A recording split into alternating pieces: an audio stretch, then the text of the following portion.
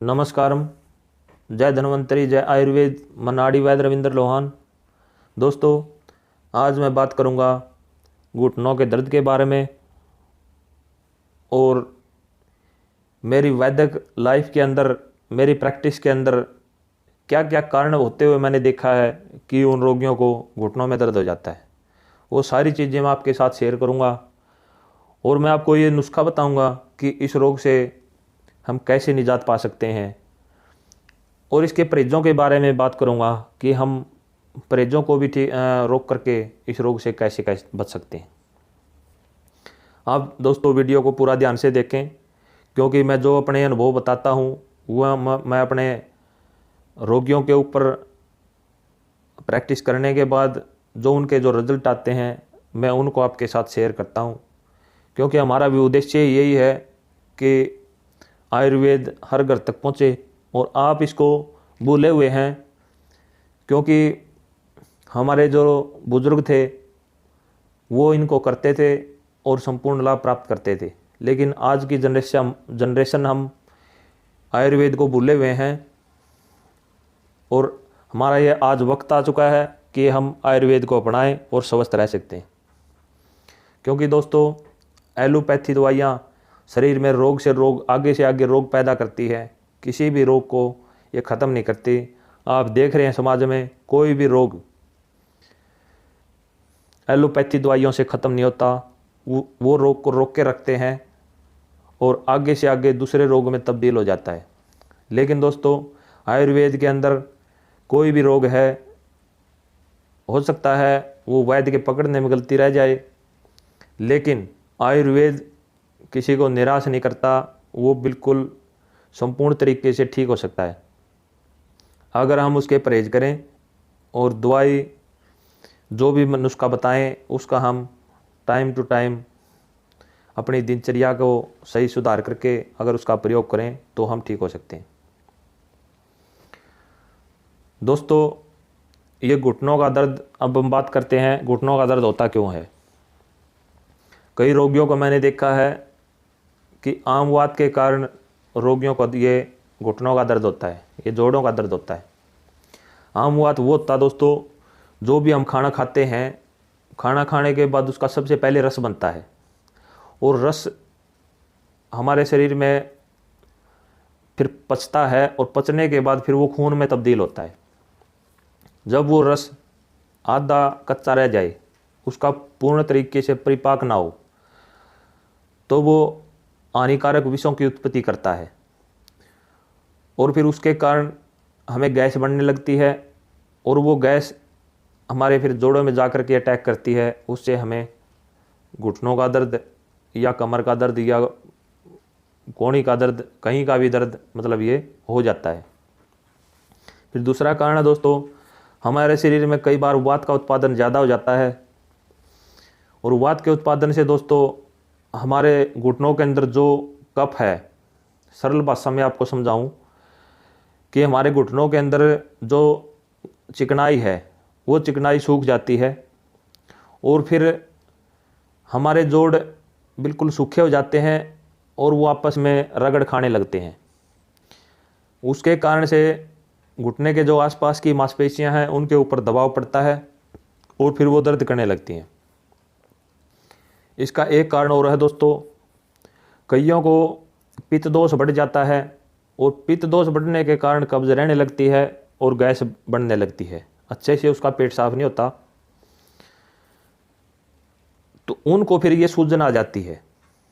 और सूजन दोस्तों, जिसको भी घुटनों में सूजन आती है वो लाल कलर की आती है।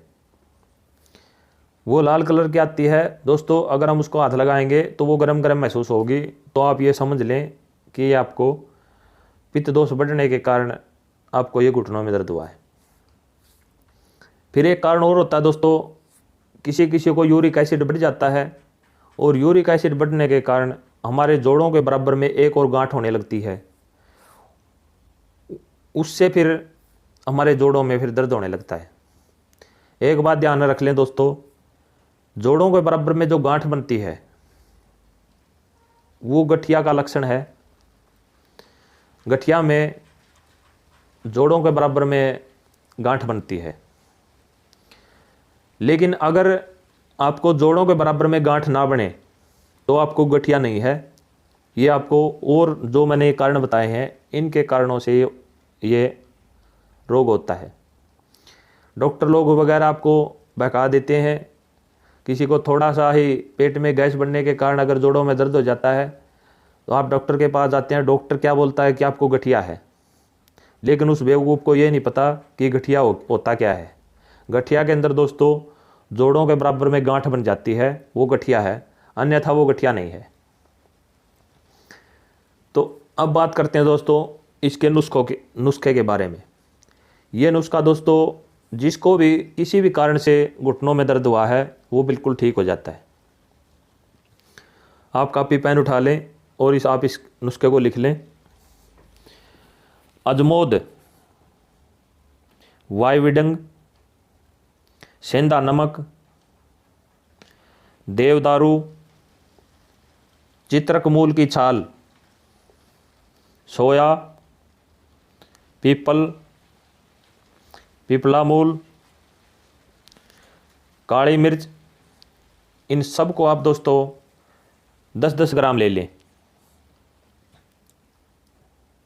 और उसके साथ दोस्तों आप छोटी अरड़ ले लें। छोटी अरड़ को आप थोड़ा सा घी ले लें और थोड़ा सा घी ले करके आप उसके अंदर आप छोटी अरड़ 50 ग्राम लें। आप उसको थोड़ा सा भून लें। भूनने के बाद दोस्तों वो बिल्कुल मोटी मोटी हो जाती हैं और उसका भूरा कलर हो जाता है। वो आप भूनने के बाद ठंडा होने के बाद कूट पीस लें। और फिर दोस्तों आप विदारा ले लें। विदारा आप ले लें 100 ग्राम और आप सौंठ ले लें 100 ग्राम।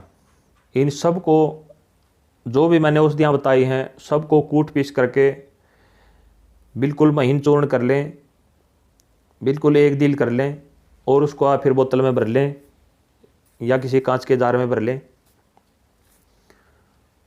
और सबको आप दोस्तों खाना खाने के बाद आधा पौना घंटा जब आपको खाना खाने के बाद हो जाए तो आप उसको 3-3 ग्राम की मात्रा में सुबह शाम गर्म जल के साथ इसका सेवन करें।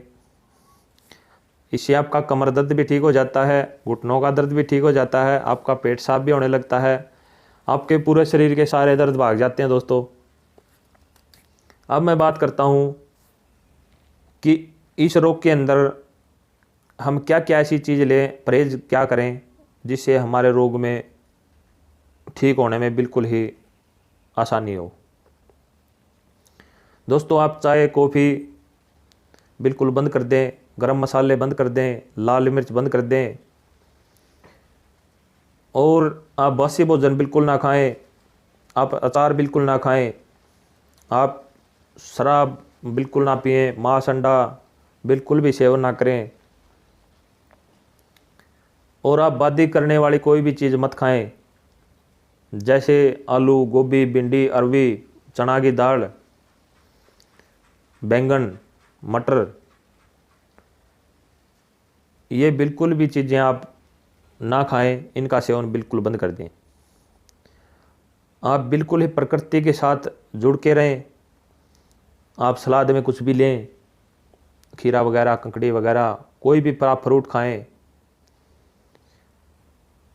अगर आप प्रकृति के साथ रहते हो और रात को आप टाइम से सोएं, सुबह टाइम से उठें, तो आपका ये रोग कुछ ही दिनों में छूमंतर हो जाता है। क्योंकि मैंने बहुत से रोगियों के ऊपर ये नुस्खा मैंने आजमाया है, लेकिन नुस्खे से दोस्तों काम नहीं चलता।